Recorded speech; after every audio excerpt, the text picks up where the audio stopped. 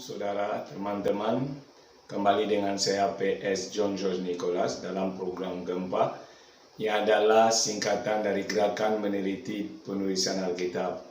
Hari ini kita akan belajar tentang wajah kekristenan zaman sekarang atau zaman now. Wajah kekristenan yang benar-benar membuat kita harus berpikir kembali, karena ada seorang yang datang kepada saya dan menyatakan, "Pak, Pastor Nicholas, saya berdoa setiap hari, saya sudah melakukan segala hal, tetapi saya tidak melihat Yesus bekerja seperti banyak pendeta khotbahkan. Saya belum alami mujizat, saya belum mengalami jalan keluar. Apakah Yesus itu benar-benar seperti yang diceritakan?" Kelihatan sederhana, tidak bisa disalahkan. Kenapa? Banyak pengajar-pengajar hari ini mengajarkan sekedar mujizat dan perbuatan hebat Tuhan. Dan sedikit yang mau mengambil waktu mengajari tentang pribadi yang memberi mujizat itu, tentang pribadi yang memberi jalan keluar.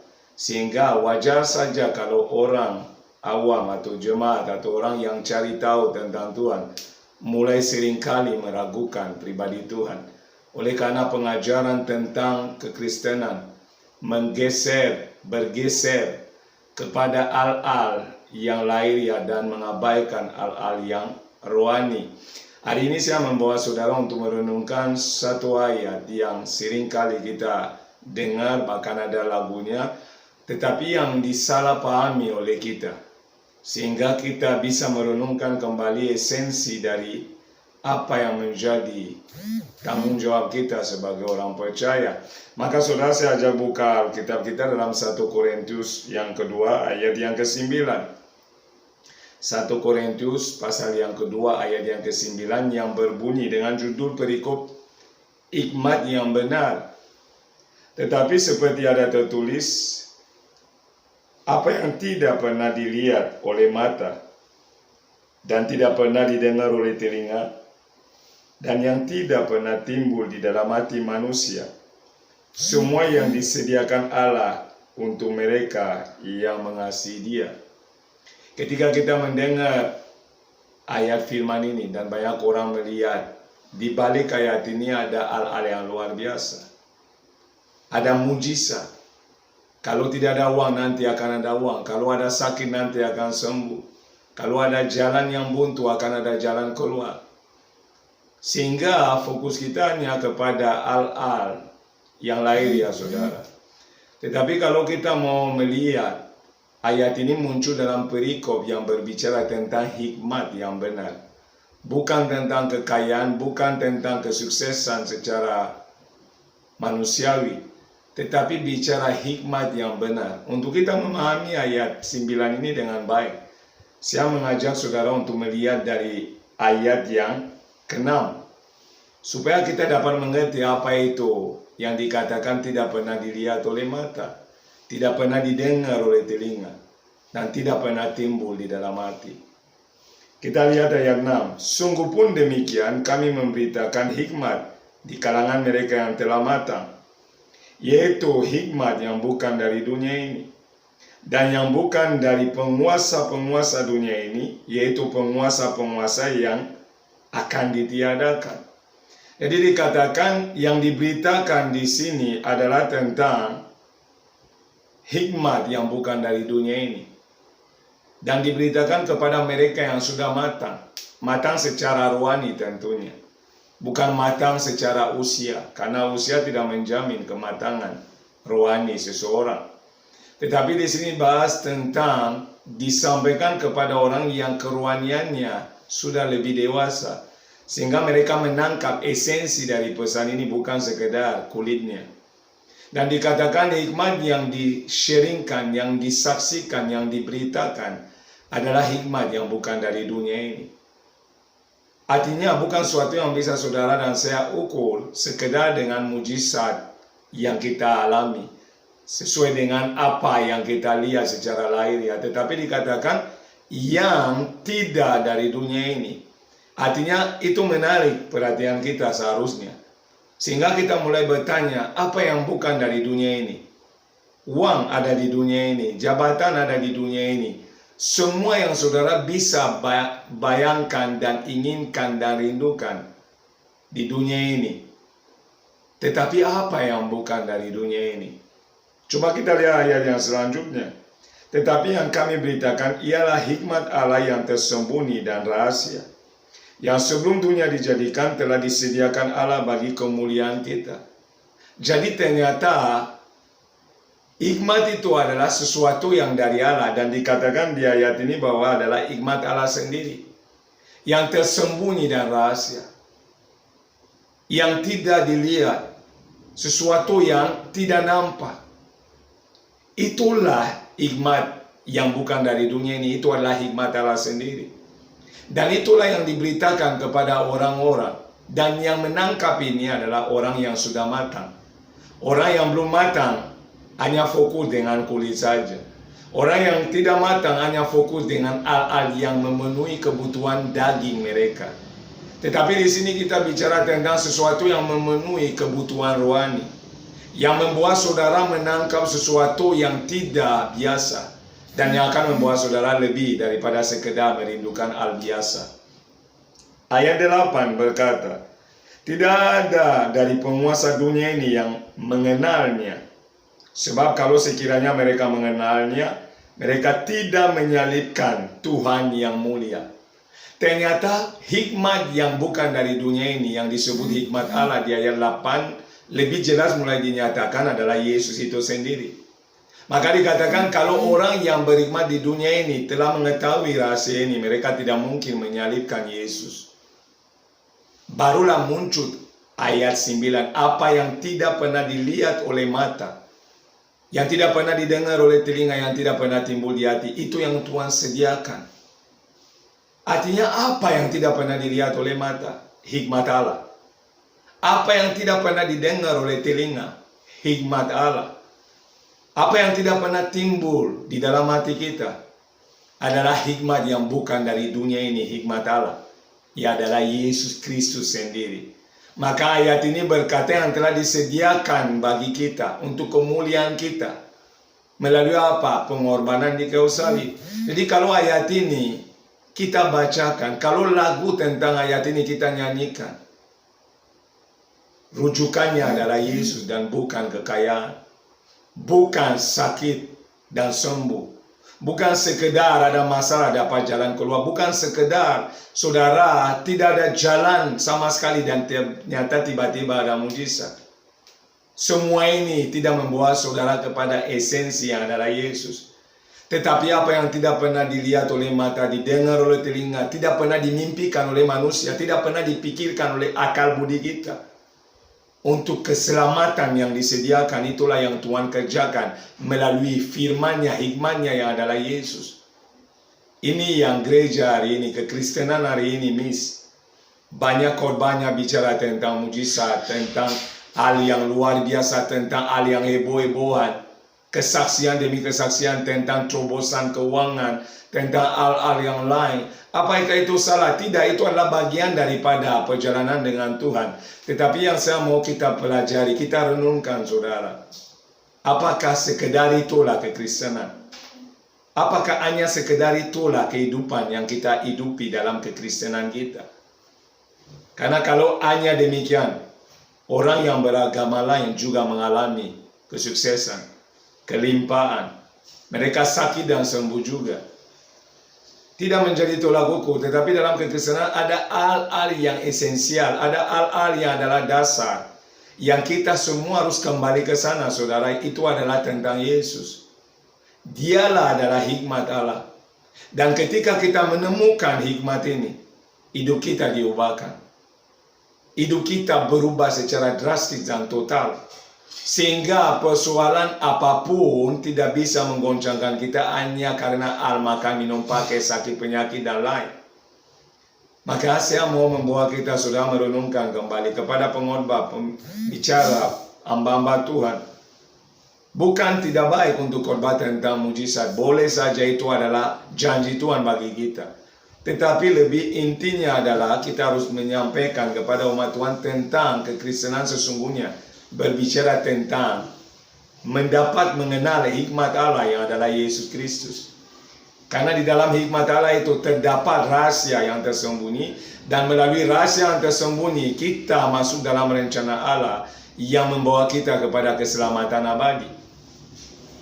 Ini yang perlu kita ceritakan terus-menerus. Sekarang saya bawa saudara untuk merenungkan firman Tuhan. Coba lihat ayat 10. Karena kepada kita Allah telah menyatakan oleh Roh. Sebab Roh menyelidiki segala sesuatu, bahkan hal-hal yang tersembunyi dalam diri Allah. Jadi oleh Roh Tuhan yang adalah Roh Kudus, kita diberitahu tentang rahasia Allah. Kenapa? Roh itu berasal dari Allah, Roh itu adalah Roh Allah, Roh itu adalah Allah sendiri, sehingga Roh itu tahu apa yang dikerjakan oleh Allah. Maka di dalam 1 Korintus 12 ayat yang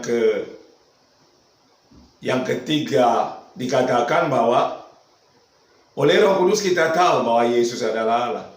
Jadi Roh itu yang membuka rahasia surgawi kepada kita. Roh itu yang membawa kita menemukan rahasia yang membawa kita kepada rencana ilahi. Oleh karena itu melalui Roh Kudus saudara dan saya masuk dalam rencana Allah. Dan melalui Roh Kudus saudara dan saya dipelihara dalam rencana Allah sampai menuju tujuan akhir yang adalah kekekalan bersama dengan Tuhan. Marilah kita lihat satu kebenaran yang terdapat di dalam Ulangan, saudara. 29 ayat 3. Kita akan melihat bahwa kalau hanya tentang mujizat, ada hal-hal yang salah. Kalau belum menemukan hikmat Allah dan hanya baru bicara tentang hal-hal yang heboh-hebohan di dunia ini belum apa-apa. Belum masuk kepada inti persoalan, belum masuk kepada esensi kekristenan. Maka kita akan kembali ke sana, saudara. Coba kita baca Ulangan 29 ayat 3. Cobaan-cobaan yang besar yang telah dilihat oleh matamu sendiri.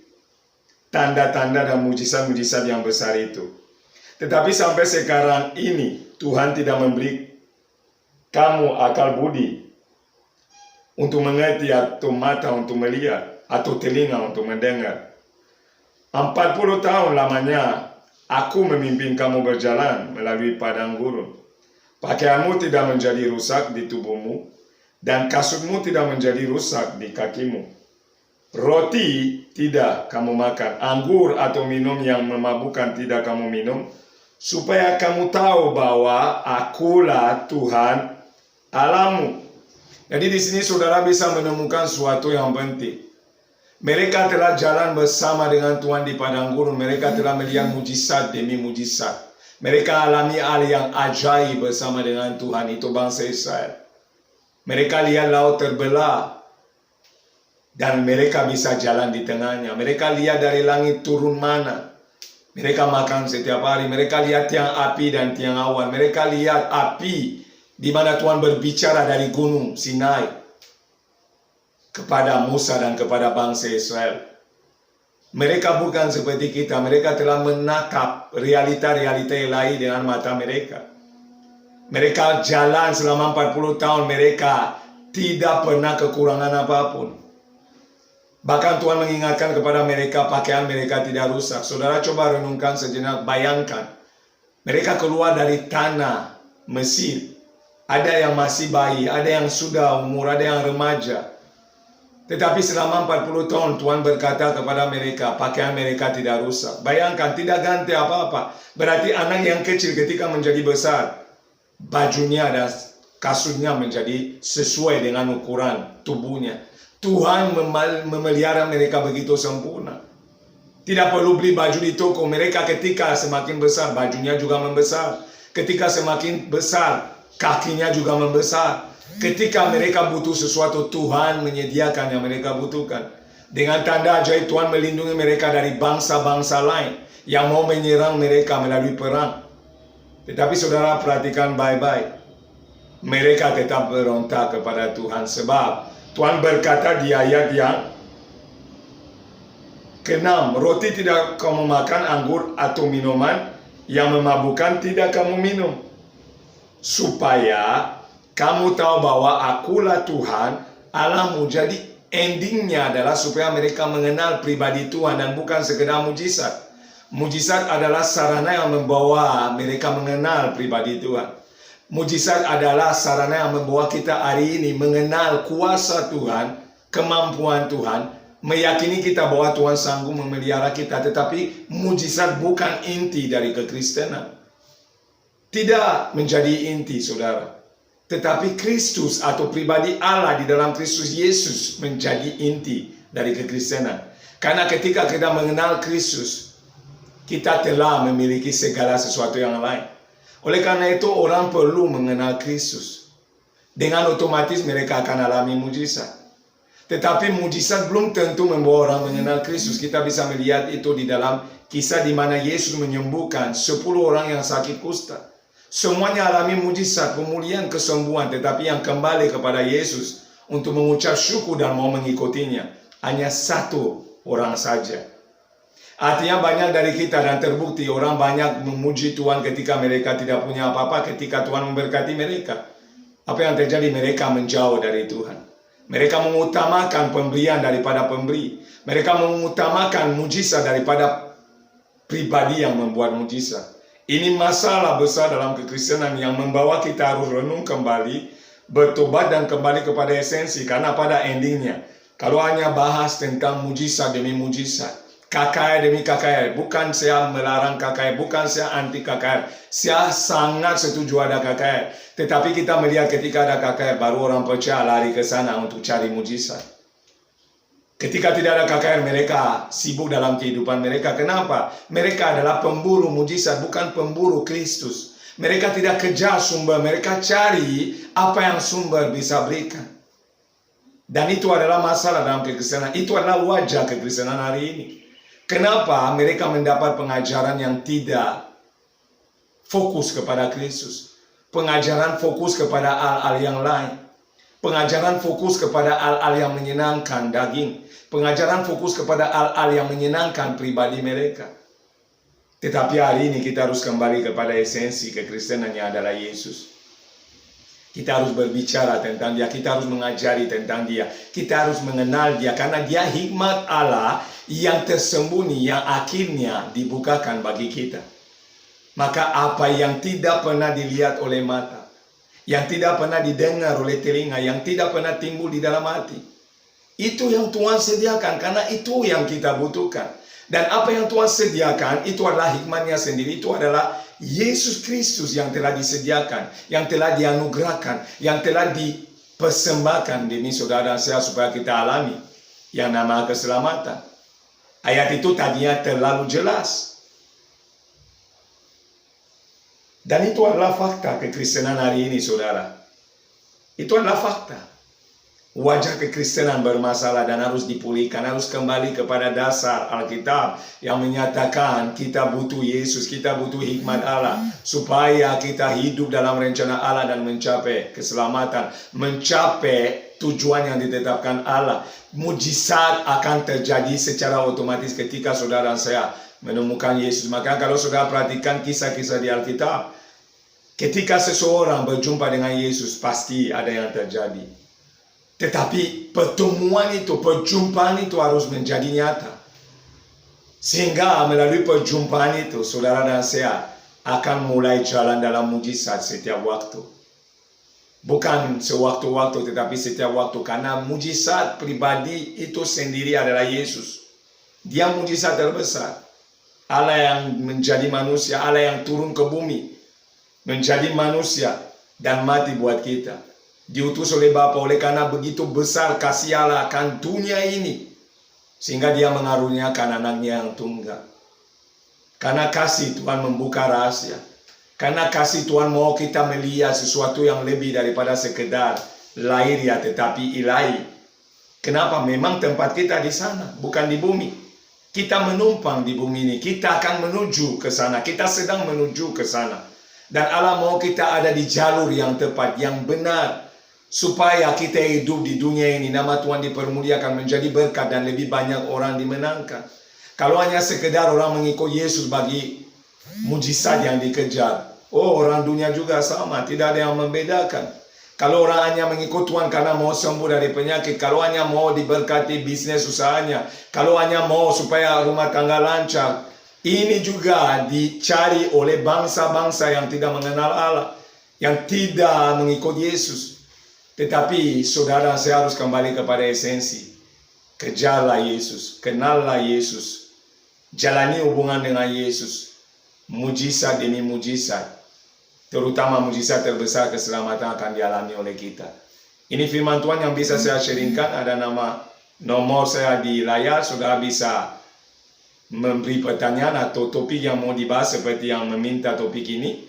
Kiranya menjadi jawaban buat pertanyaannya, dan saya mengharapkan kita kembali kepada Yesus sebagai sumber untuk kemuliaan nama Tuhan. Saya katakan shalom.